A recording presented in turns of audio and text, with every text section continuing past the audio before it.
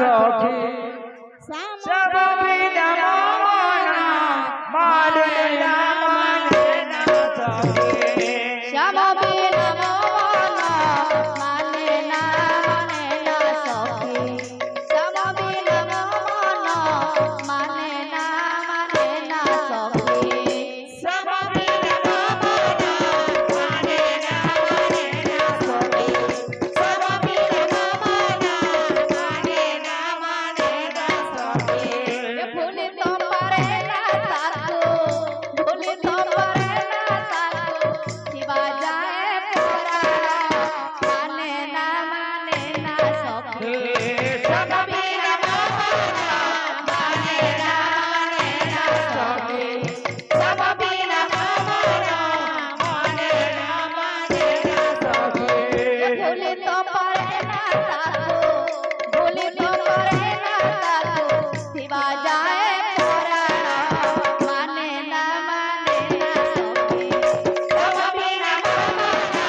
माने ना सखी सब बिना माना माने ना सखी सब बिना मोहना माने ना सखी सब बिना माना माने ना सखी सब बिना माना माने ना सखी सब बिना माना माने ना सखी बिना मोहना माने ना सखी सब बिना माना माने ना सखी सब बिना मोहना माने ना सखी सब बिना माना माने ना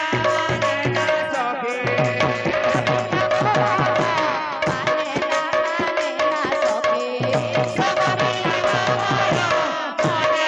माने ना सखी श्याम बिना मोहना माने ना सखी सब बिना माना माने ना सखी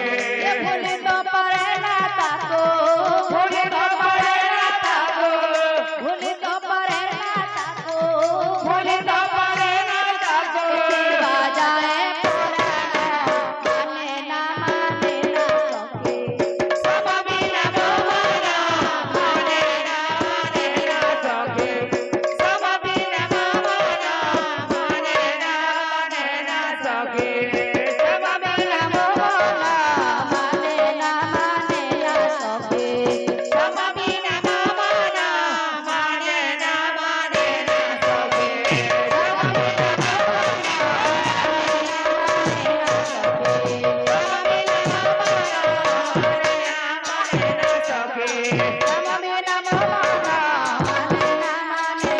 सखी